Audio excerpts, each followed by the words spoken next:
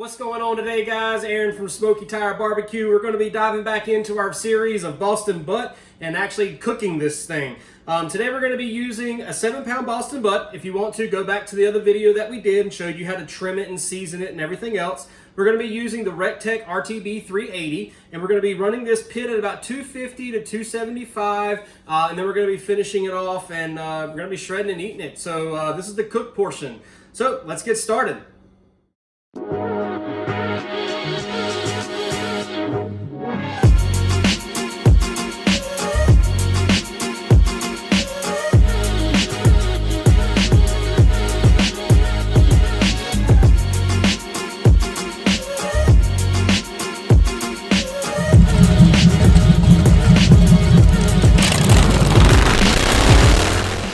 So first things first, this is our Recteq RT-B380. This thing has been put through the paces, it's been put through the ringer.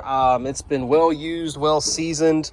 This thing's awesome. This is a workhorse. I used this on the SCA competition a couple weeks ago. Did really well on it. People were giving me weird looks as I brought a smoker and not a charcoal grill, but that's okay.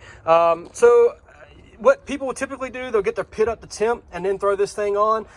Me, I'm not going to do that. I'm going to turn it on and let the smoke do its thing and kind of engulf it and kind of get it going here and get a little bit more smoke flavor. So this is a 7-pound Boston butt. It has been injected with some apple cider vinegar and Uncle Yammy's grilling sauce, and then covered with Kosmo's Q hot cow cover, Dirty Bird, and some Texas beef. Again, the cow cover and the Dirty Bird is 1 tablespoon each, and then 1 teaspoon of Texas beef. Again, that Texas beef is quite salty if you put a lot of it on here. So what we're going to do is going to throw the pit on, and we're going to throw the pork shoulder on the pit, and then we're going to turn this thing on at 250 and then let it ride. All right, with the pork shoulder on, I do have a pan underneath there just to kind of catch some of the fat and the drippings. I don't want this to flare up or anything like that. We're going to shut the lid. Going to come down here and we're going to turn it on. It was set at 450 because last time I was cooking, I grilled some steaks on this thing. So we're going to at about 250 and let it run. A couple things with the actual Recteq. Let me go ahead and remove this. I haven't even removed it yet. Anyways, so you do have a meat probe here that you can insert in, and it'll go into this little tiny hole here. To display that, you hit the temp display. So you have the actual, you have the meat, and then again, there's nothing in there. And then you have the set point. I like to go with the actual temp. Kind of gives me a little bit more of see what's going on with it. And then it lets me see if I have any temp swings. If you're looking at buying one of these are actually a really good buy. The hopper is it's like a 15-pound hopper or something like that. Today we're going to be cooking with some Recteq pellets. This is a mixture of oak and hickory. So that's what we got going on in the hopper today. But again, we're just going to kind of let it sit and do its thing, and we'll check in on it in about probably 2.5, maybe 3 hours, and we'll go from there. One thing I do want to mention about this Bullseye, man, this thing heats up really cool. If you haven't seen any of these, I would really highly recommend looking into them. This thing can get up to 750 degrees, no problem in its riot mode. But man, it just produces a lot of smoke. And I got their Recteq 1250, I got a Napoleon, I got their Matador, I got a couple other smokers over there. I mean, but this is just a great workhorse. I use this one all the time at my full-time job. I cook for the crews, and man, this thing is just a beast. It is a hoss. It does what it's gonna do. I can throw ribs on it, brisket on it, pork butts, shrimp, you name it, it does it. I like the fact that I can also sear it, steaks on this. So again, my crews absolutely love it, and and my family loves it as well. So man, this thing's just awesome. The price have gone up on them a little bit. I bought this one on sale I guess it was last year. I paid $330 or $350 for it. Now they've jumped up to about $500 just because of the economy and what's going on right now in the world. But again, this is a great buy, and I would highly recommend getting one of these if you're thinking about getting into smoking or into grilling. Yeah, you can get a Weber kettle. If you want to do charcoal, that's fine. For me, I'm lazy. I like to set it and kind of forget it. Again, I got 2 youngins I got to take care of during the day as well when I'm not at work. So this works out. Set it, forget it, walk away and come back to it. Man, it does its thing. Highly recommend this. All right, now while the pork butt's on the pit, let's talk about spritzing. So you can spritz your pork butt or you can not spritz your pork butts, whatever you want to do. We typically like to spritz. You can either spritz with water, apple juice, apple cider vinegar, pineapple juice, whatever you want. Typically what works best for us is we like apple juice cut down with a little bit of water. So now we're going to make that right now. So when it comes down to spritzing, it's really easy. You can get whatever you have available at your local dollar store or whatever, Walmart, whatever. Find you just a cheap little spritzer. You're just gonna take your apple juice, take your water, and pour it into your actual container. One thing to remember, folks, I really wanna kind of put out there is make sure you're using drinking water and not tap water. Again, you don't really wanna drink tap water, so you don't wanna put that on your food. So keep that in mind. Always use purified drinking water when you're ever using for spritzing.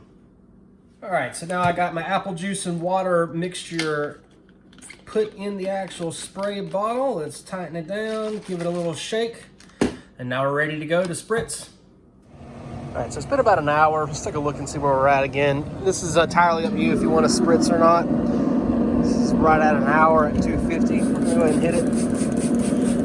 Hitting it with that water, equal parts water and apple juice all the way around. Now again, we took off the fat cap off of this, so that's why we need to make sure that we're adding in a lot more little juice on here. Now we did inject this as well too, so keep that in mind. But again, we're just adding a little bit of flavor, adding a little bit of moisture back into the outside of that bark. Don't go too heavy on it. We're gonna let it rest, just let it go back on the pit and close it back down. All right, so it's been about 3 hours total time. Oh yeah, it's looking real good. Been spritzing about every 30 minutes or so. Really good. So next step's gonna be a wrap. So we're gonna wrap it up in aluminum foil, double aluminum foil. A little bit of brown sugar, butter, a couple other stuff. So just stay tuned for that. All right, so total time's been right at about 3.5 hours. We're gonna take our ThermoWorks pin and see where we're at.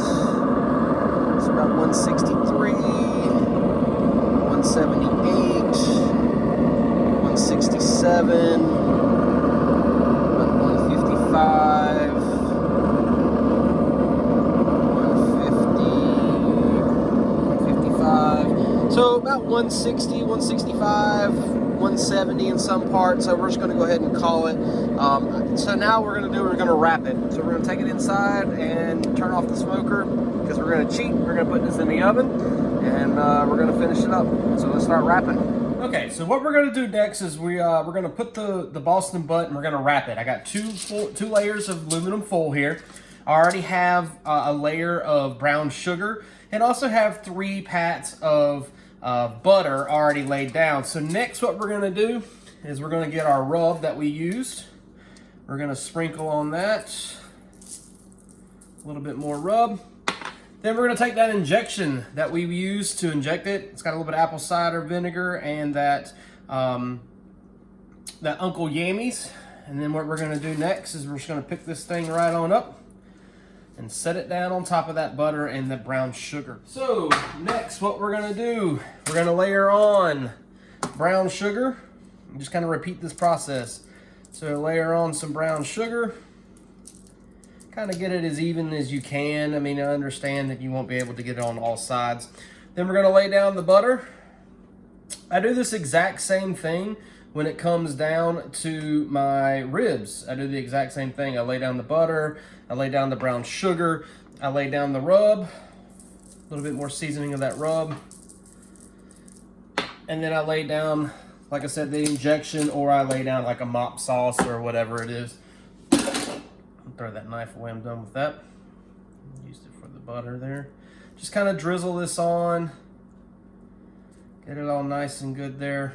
Now, you can either wrap it up a couple of different ways. You can do a layer at a time, or you can layer it together. I like to do a layer at a time, just in the event that something was to break through. I actually have it to where I won't lose any of my juice.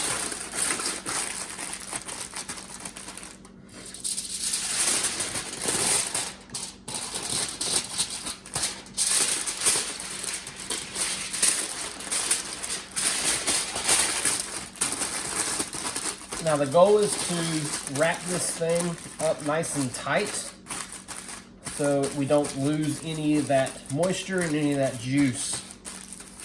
Now we're gonna cheat. Next thing we're gonna do, we're gonna pop this in the oven. So we got the oven going at 275. I'm gonna put it on that baking sheet and we're gonna pop it in the oven. So I have the pork butt on a roasting rack lined with aluminum foil. I do have my oven set at 275. So now what we're gonna do is we're gonna pop it in and let it continue cooking. So this is probably gonna be cooking for another 2.5 hours, maybe 3 hours total time.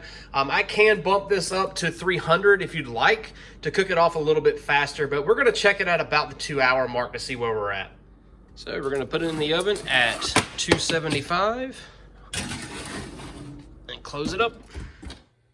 All right, so we got the Boston butt pulled out of the oven.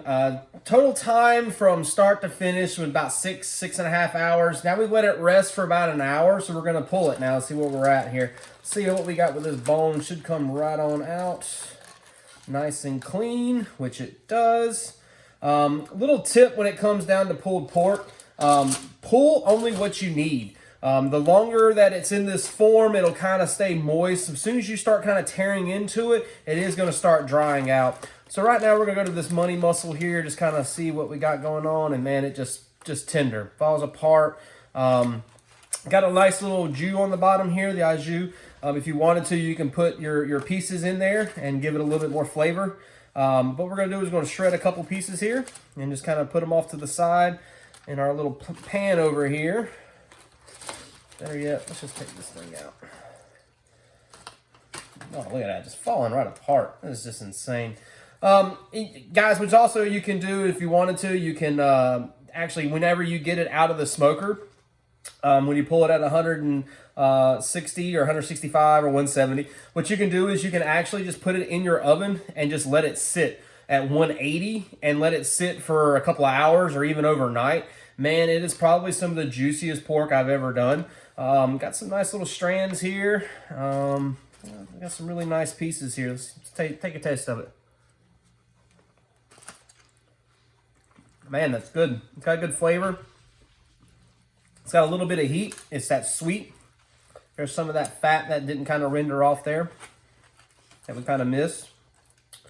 So all in all, man, this is actually just a really good quick meal. If you wanted to, like I said, put it in the morning and then come back in the afternoon or after you get off work or whatever, and it's ready to go.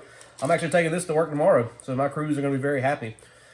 Anyways, again, if you like this video, hit that subscribe button. Also, hit that thumbs up button. Also, you can follow us on Facebook, Instagram, and Twitter, so we can start doing more of these videos if you like.